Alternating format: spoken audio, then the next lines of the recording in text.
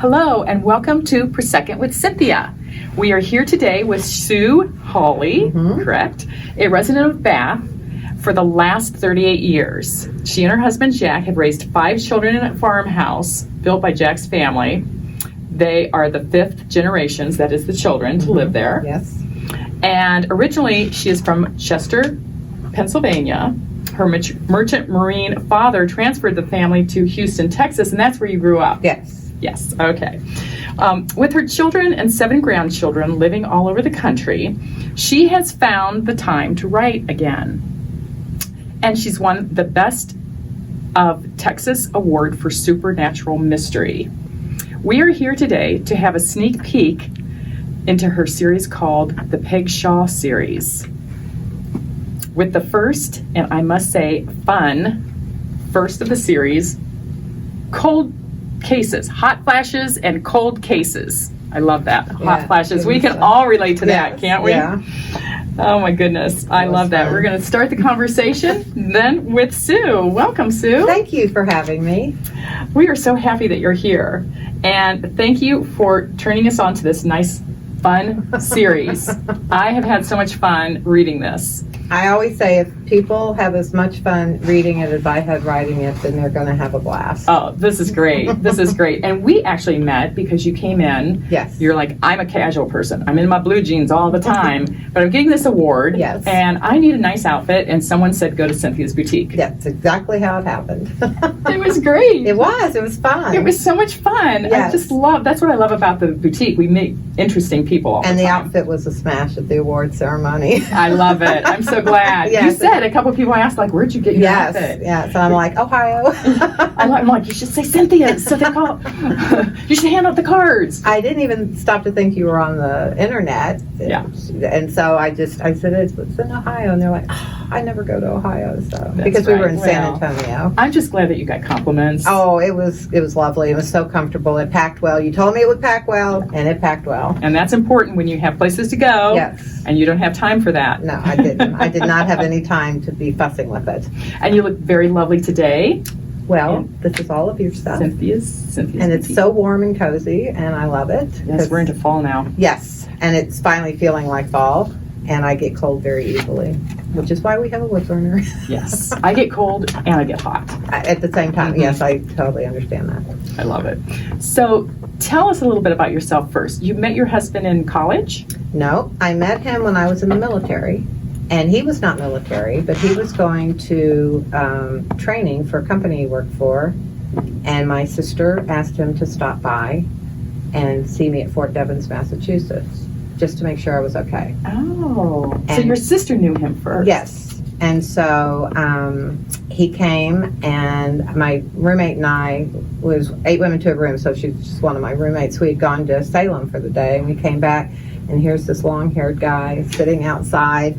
And I looked at her, I said, oh, I think that's that friend of my sister's, because nobody we know has long hair, because we were all in the military. And it was. And it was October, and we stood out and talked, because back then men were not allowed in the women's barracks. And so we sat out and talked by his car for like 3 hours, freezing. And then we went, and I didn't know it at the time, he's a history buff, and so we, the next day, picked him up and we went to all the hot history spots in the area, which in Massachusetts there's quite a few. Oh, sure there is. Lexington and Concord and all of it. So we had a blast. And then I didn't see him again for quite a long time. And then I came up one year on vacation, and my sister invited him to dinner, and we were married 4 months later. Crazy. It's been 38 years. That's how it happens, right? Right. Well, and I want to say, okay, so it's time to put the ring on the finger, and he says you must live in Bath, and you must live in this old farmhouse that was built by my family in the 1800s. I didn't go into that much detail. But I mean... Well, I was living in Houston, and he'd come down to see me a few times. He met my whole family, and they adored him. And then he asked me to marry him, but he had already bought the house from the family, and I knew that. My sister had told me that, so I knew I had to move here. And I thought, okay. And so we drive up, and I look at a house that has been moved 20 feet into the property, so the yard's totally torn up.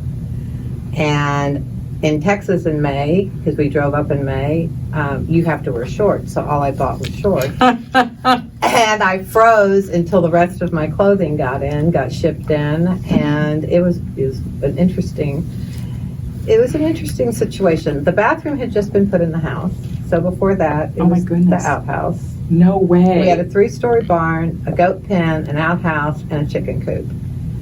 And I was stunned. I was not a city girl, but definitely a suburb girl. And this was as country as I was ever going to survive. So. Well, yeah, I mean, they just, for the first time, they had an indoor sink. Plumbing. Yeah, but they didn't have a bathroom. Crazy. And I know that you grew up in Texas, but, you know, that was really... I didn't even like going to the hunting lodge where there was an outhouse, especially since my brother used to lean against the door at night and not let me out. There was no lights. Brothers. Yes. Brothers, right? Right. Oh my gosh. Wow. That's something. That is love. That is right there. Love. Yeah. And you still live in the same home. We still live in the same home. We put on 2 additions of our own because our family outgrew the original house. Right. 5 It started. children. The actual house started as just 1-room cabin, and each generation has added on to that, and so it's an interesting home. Oh my gosh, that's really an interesting. Well, there's a lot of history lifestyle. there. Yeah, a lot of history there. Yeah, I'm sure that you could tell us stories. Oh yes, that's for another day. Yes. But what prompted you to pick up the pen? My oldest daughter, I'd finally gotten all the kids raised, and she said, "Mom, I think you could write." And I thought, I haven't written anything since college. And then it was assignments, papers you had to write. I enjoyed it, but you get done with it and you move on and you get your grade. And she goes, no, I really think you could. So I did. I wrote a book, and it was fun and it was funny, but I had way too many characters. And I learned a huge lesson on that. Keep your characters to where you can corral them all, and you don't have to keep looking at your notes to figure out who belongs where and to who. And so it was a real learning experience. And while I was writing that, I got this idea for this series, the Peg Shaw series, and I was going through menopause at the time, and woman goes through menopause, sees ghosts. Those are the 2 things that came into my head. I wrote it down on a 3x5 card, put it on my corkboard, and when I finished this other monstrosity, I looked at that and I thought, I wonder what I can do with this. So there, Peg Shaw was born. I love it. Now, I heard that authors put a bit of themselves and people they know in their books. Oh yeah, chock full. So that's you. Yeah. And I could see little pieces just from knowing you for a short time of you in this character, but we'll get to the character in a moment. But why paranormal adventure? I thought it would be hysterical if a woman going through menopause, and it was her menopause that caused this ability to start seeing dead people. Now watch, it doesn't mean that all of us are going to start seeing dead people. And I do not see dead people, just so everybody understands that. Because my kids were calling me going, Mom, are you something you're not telling us? But I just thought it would be funny. And I am a big believer in laughing. I think you should be able to laugh all the time. But still, it's suspenseful. It keeps you. I did not mean to write a mystery. I told my sister, I said, I cannot write a mystery. They're complicated. You have to really keep track of what you're doing. I want to and it turned into a mystery in spite of me. And so that's where we have it. And I love it because you can read this at bedtime and enjoy it. It's light enough but yet interesting, that you don't have to worry about, like, I'm not a spooky story it's not, so much. It's not gross. Or too suspenseful, where it's like not you're horror. like, oh my gosh, I can't, I'm cold and I can't sleep. It's really a fun read. It is fun. It was fun to write, but it is also the way I structure it is to where when you get to the end of a because I read right before I go to bed. So I know how important it is to be able to close out a story arc, a small story arc, so you can sleep. So you're not laying in bed all night going, I wonder what's going to happen next. I'm not a big fan of cliffhangers at the end of a Well, there was a couple chapters. There are I must say that was like, I can't wait till I hear what's going on in the next chapter. But yeah, I mean, that was fun. And you do have, it takes place in Bath and Akron, Ohio, which I found interesting. And some of the things that you mentioned I did know about in the area. But there's other history that I didn't know, like Indian Village. We live on a hill in Gent, and as long as I've known him, my husband has talked about the fact that there was an Indian village at the top of our hill. We live partway up. Mm-hmm. And I just found that fascinating. Mm-hmm. And when his uncles were kids and the farmers would be plowing that, they'd run behind the plows to pick up the arrowheads. Oh. And I just thought that was the coolest thing. And so it kind of stuck. Mm-hmm. And so when I started writing this book, that's a memory of him telling me all of this that came back, and it just kind of folded right on into the book. Yeah. And it becomes a very, very important piece of Peg's life. Yeah. And, it's those little, tidbits about history that you may not know. And then some of us that have been here long enough, it's like, oh, yeah, I remember the library and, Fair Lawn when it was, this way. And, yes. And because I loved the old library. Yeah. I loved all the nooks and crannies there, and it just had a cozy feeling. I loved that building. Now, does each book bring in new history? To the best of my ability, depending on the storyline. Yeah, and you get a lot of that history from your husband. Yes, he is basically a armchair historian, and he majored in history in college, and he loves everything history. And so if I need information that I want it quick and I don't want to spend time doing stuff, I'll say, when did this go in? Do you remember when Skyway went in, let's say, or whatever? Mm-hmm. Because he remembers all of that. And it was a big deal when they were kids. They didn't have to go to town anymore. So he was your research avenue, basically. Especially for the first book. Mm-hmm. Yeah, absolutely, yes. And then I had other avenues, because I mentioned some famous murders that have taken place in Bath. And I have a friend in law enforcement that was involved in those investigations, that was able to help me sort it all out. And one of the big characters in here has something to do with that. Yes. Also, yeah. There's some. In fact, when I first read it, I thought, oh no, I wonder if it's that murder. Oh, I hope not, because there's people still. And then as I went on, it was like, no. There's so many similarities in murders, mm-hmm. also that. Oh yes. See, that was.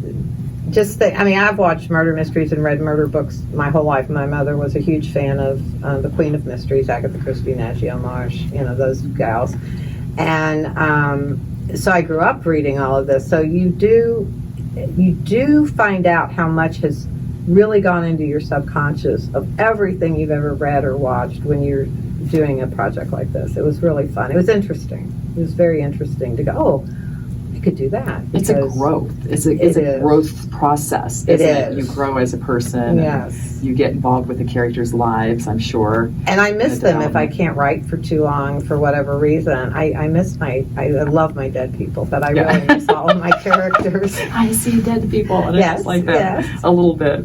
Now, okay, let's talk about the characters. Now, I must say, Peg Shaw is a little bit of a snippet. Yes. I get the impression that it's not just the hot flashes, which are really annoying her, but maybe raising the 4 boys in this home. Yes. That she's just, it's added some spice to her laid-back country life. It has definitely, they were challenging. They weren't bad boys, they just were boys. Yes, and they're grown by the time. They're grown, because I refused to write a book about Peg's children. That's why they all live out of state. Yeah. I did not want to write a book about a woman of my age and her kids. Well, and she sees dead people. I mean, it's really about her relationships with these dead people. It's exactly what it is. Solving their crimes, solving their murders. Yes, and what they convince her she has to do. Yes. So the characters in this book, they go through the series, and you add more, subtract. How are the characters developed? There's a few characters that will be in every book. Okay. And then I add as we go along, but I also move characters to the back and move characters forward. So I don't want anybody to get tired of any one particular character. But you do get attached also. I do. I get very attached. And I have readers that are absolutely attached to certain characters. And I have what they call beta readers. Mm-hmm. and that's who you would give a book to a certain amount of people, and you want them to read it, and then you ask for feedback. Oh, okay. And then this is before you publish, and then that way you can make changes, or you can rearrange things if they're saying this is too confusing or I don't know what you're doing here. And my last beta reader is one of my neighbors, and I gave her book one about 6 months before it got published, and I said, just let me know what you think. And I gave her a printed manuscript, and it came back with red everywhere. And I thought, okay, this is interesting. And so I said, what did you major in college? And she said, well, my master's is in comparative literature. Oh, my goodness. I had no idea. Isn't it funny how I just felt that she had just been a gift, you know? Yes. And so we went through, and she pointed certain things out to me that I instinctively knew, but you need to consciously know it, so that you're paying attention to which characters are saying which words and little catchphrases, and the same character has to say that, but no other character can. I mean, just those little things that I was doing well with, but to have it conscious is much more important than just going off your gut instinct, because I do not outline. I just write. And so, and if I don't like something, I can go back and change it. I'm not big on major rewrites, but I will go back and change little things. And I've written myself into many corners, and you got to write yourself out of the corner.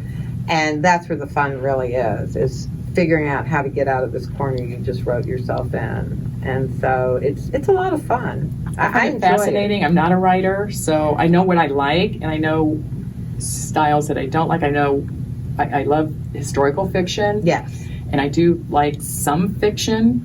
I really like history also. Believe it or not, why wasn't I like that in high school when I actually could get a grade for it? Right. But we learn to appreciate things as we get older, though. And my husband's a reenactor, so there is a lot of history in my life. And we have what's called the war room upstairs with all of his different uniforms for the different wars: Revolutionary War, War of 1812, Civil War. That's interesting in itself. Oh, and he can tell you about every battle, I mean, in depth. And so he's very interesting to listen to. I've learned a lot from him through the years. That, like you, in history, it was just get the grade and move on with life. Well, are you writing another book in this series that may... I do mention Hale Farm. I do mention Hale Farm because he does a reenactment down there every year. Maybe we'll go into some Civil War story. You never know. Future. I might pull in a dead soldier from the Civil War. You never know, because I like my dead characters, because you pull them out of any part of history you feel like it. And that's fun. And that is fun. And my major dead person, nobody knows how old he is because he won't tell anybody. But he's been around a long time. Oh, how and so interesting. he's really fun. And I think he's my brother's favorite. I love it. Yeah, my brother loves him. And so we have a lot of discussions about this one character. And so he just loves the mystery around him. And I'm never going to change that, because that's what people say. They don't want to know. Right. Anymore. Every little detail. No. And because he's very powerful.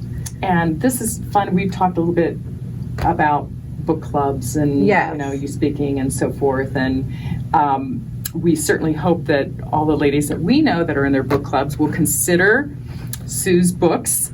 The first one, Hot Flashes and Cold Cases. Now, all the information on Sue and her series will be linked below. And also, if you give us a comment, we are actually going to give away a book. We're raffling it off, and all you have to do is comment below, just any comment, like hello, what have you. And it could be a comment for Sue, we'll pass it on. But we will also have 10 books for sale. So some of you gals that need little gifts for your book club, we'll have them here. You can also get them on Amazon, but we would prefer you go, of course, here or to Barnes & Noble to pick up the series. Yes.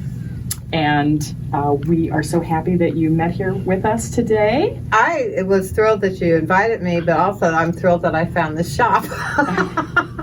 We're thrilled too. We really are thrilled about that also. Well, thank you for giving us insight into your book. You're welcome. And the series. And we wish you much success. And I'm going to give you a little Prosecco. And here we go. Much success. Thank you. Thank you.